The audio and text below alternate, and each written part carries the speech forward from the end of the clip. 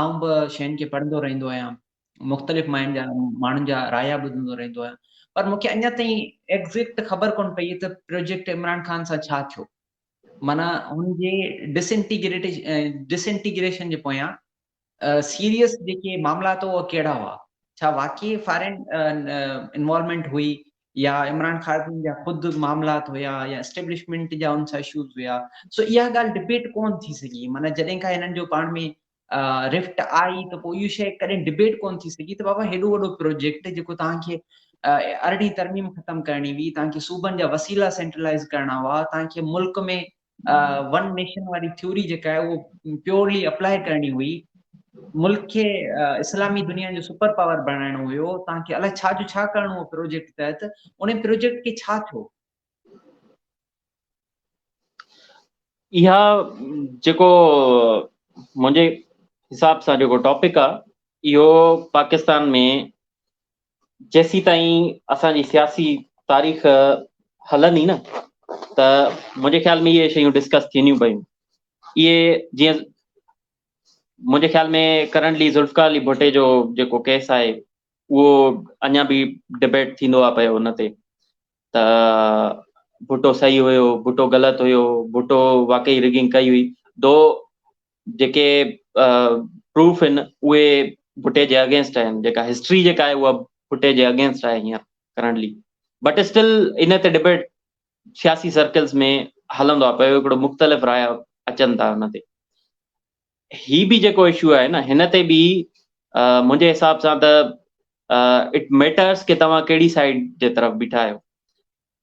मां अगरि पंहिंजो ऑनेस्ट ओपिनियन ॾियां त उन में जेके फेल्यूअर्स जिन लीड कयो उहे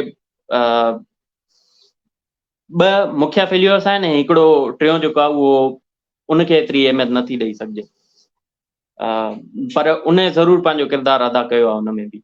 सभ खां पहिरियों जेको आहे उहो त एस्टेब्लिशमेंट जी मिसकैल्कुलेशन आहे तमामु हिन में। उन्हनि जो ज़ाहिर आहे तजुर्बो रहियो आहे, उन्हनि एतिरा पॉलिटिशियंस पैदा कया आहिनि पाकिस्तान में, एतिरा लीडर्स पैदा कया आहिनि, उन्हनि खे सम्झ में नथो अचे त इहा मिसकैल्कुलेशन कीअं थी वई त हिकिड़े अहिड़े लीडर खे जेको हिकिड़ी मखसूस पंहिंजे सोच खां मथे करे सोचे नथो सघे, हिकिड़ो मखसूस दाइरो आहे हुनजो,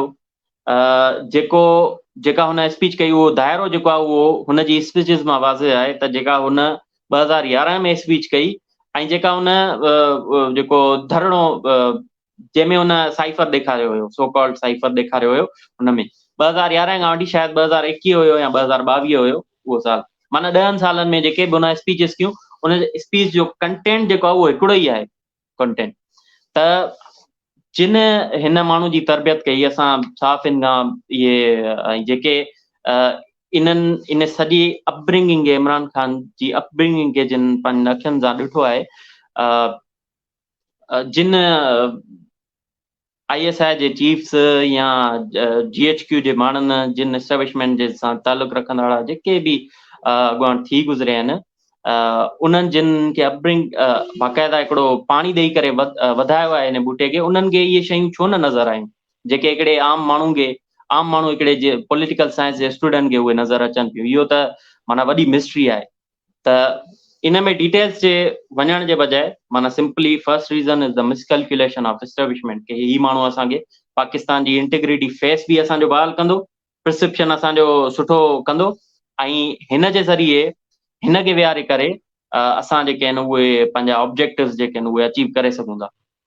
सेकेंड नंबर ते उहो इमरान खान जूं पंहिंजी जेके फ्लॉज़ आहिनि उहे बाक़ाइदा खुली साम्हूं आया जॾहिं हुन हिकिड़ो कश्तियूं जलाए करे ऐं चयो त बाबा बसि मां ई आहियां, मूंखे जॾहिं सभु कुझु आहे, एस्टेब्लिशमेंट बि मुंहिंजी आहे, ऐं जेको मां छो पोइ कंहिंसां ॻाल्हियूं कयां, मां छो पंहिंजनि अपोनेंट सां वेहां, मां पीपल्स पार्टी सां छो वेहां, PMLN सां छो वेहां, and I don't think that establishment like this approach of Imran Khan. उन्हनि खे हू कंप्लीटली रिड ऑफ त नथा करे सघनि PMLN या पीपल्स पार्टी खे, बट इमरान खान जे ज़रिए उहे कंप्लीटली रिड ऑफ थियनि पिया। उन में आइसिंग ऑन द केक जेको हिकिड़ी शइ साबित थी न, उहो फॉरेन पॉलिसी जा इशूज़ हुया। फॉरेन पॉलिसी जे इशूज़ में इमरान खान खे मोकिलिनि जिन प्लेटफॉर्म्स ते, त बाबा ही शइ जेका आहे उहा तव्हांखे हीअं ॻाल्हाइणी आहे. ज़ाहिर आहे कंहिं बि प्राइम मिनिस्टर खे पंहिंजी ऑनेस्ट ओपिनियन त चवण जो हक़ पाकिस्तान में त न हूंदो आहे, त उहो असां नथा सोचे सघूं. बट हुन इहा इमरान खान कंहिं हद ताईं इहा कोशिशि कंदो त असां जेको आहे उहो मां पंहिंजी हिकिड़ी मख़सूस सोच जेका आहे, जेका जहिड़े तरीक़े सां अलामा इक़बाल जॾहिं वेस्ट वियो उनजी सोच जेका आहे उहा चेंज थी वई. हालांकि इमरान खान बि माज़ी जो प्ले बॉय भले रहियो हुजे, बट उनजो वेस्ट लाइ हिकिड़ो मख़सूस नज़रियो हुनजी ज़हन में ज़हन नशीन थी वियो हुयो वेस्ट. त हू उन में को फील न कंदो हुयो त मां उहो पंहिंजो एक्सप्रेस न कयां. For some reason I think उहो किथे न किथे पाकिस्तान जी फॉरेन पॉलिसी ऑब्जेक्टिव्स में किथे न किथे रुकावट बणिजे पियो. उहो वेस्ट जे तरफ़ हुजे या गल्फ कंट्रीज़ जे तरफ़ हुजे. मां त इहो बि काफ़ी ॿुधो आहे, हालांकि मां को अहिड़ो स्पेसिफिक आर्टिकल या इन जे बारे में कुझु अहिड़ो पढ़ियो न आहे, पर मां ॿुधो आहे त सलमान सां, जेको मोहम्मद सलमान आहे सऊदी अरब जो, उन सां इमरान खान जा के बहितरीन तालुकात न हुया कंहिं बि हिसाब सां. ऐं हू उन सां ख़ासि करे नाराज़ रहंदो हुयो, ख़ासि करे जॾहिं ही मलाइशा वारी कॉन्फ्रेंस वारो इशू थियो हुयो ऐं हिकिड़ो ब्लॉग ठहे पियो आलमी लेवल ते, जिन में इमरान खान जी इंक्लिनेशन हुई ऐं उनखे शामिल थियणो हुयो हुन में, उहो खुले तरीक़े सां एक्सप्रेस करणो हुयो.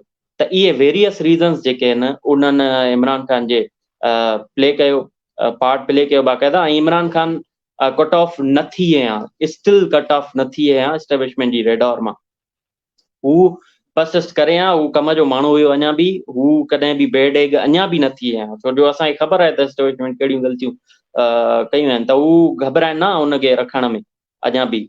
बट हुनजी जेका कुर्सी सां बाक़ाइदा चिपकण वारी जेका मूड हुयो बाक़ाइदा, त बाबा मां न छॾींदुमि वज़ीर आज़म हाउस जो आख़िरी मोमेंट ताईं. पूरी दुनिया जेका आहे उहा हिकिड़े एटमी मुल्क खे ईअं हिकिड़ी बेटेड ब्रीथ सां ॾिसे पई पई त अलाए छा थींदो. हिकिड़ो एटमी मुल्क आहे, उनमें शदीद क़िस्म जी पॉलिटिकल इनस्टेबिलिटी थिए पई, त आख़िरी मोमेंट ताईं इमरान खान हिन लाइ पंहिंजी सीट छॾण लाइ राज़ी न हो, छो जो ही seems to be a person who does not like defeat. हू उनखे शिकस्त जेका आहे उहा पसंदि न आहे.